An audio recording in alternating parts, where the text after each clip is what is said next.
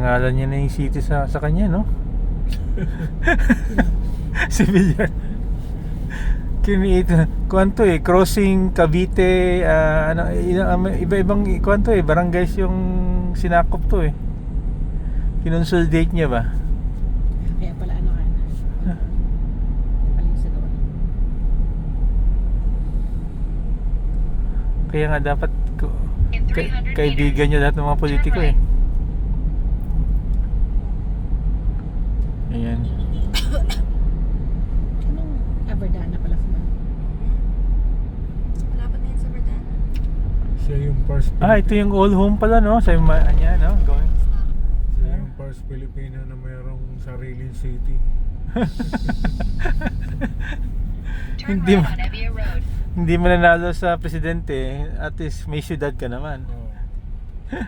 In 100 meters, Sulit na siya sa you kanya. arrive. Dito lang old home. Ang ganda pagka-pwesto ng old home niya.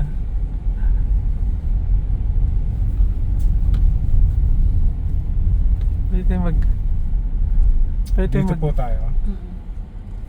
Oo, kahit saan lang. Malapit sa all home, napasukan.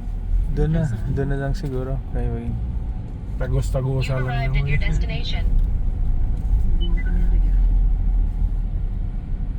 Uy, dikat lang. In 100 meters, turn left on Evia Road. Then turn left.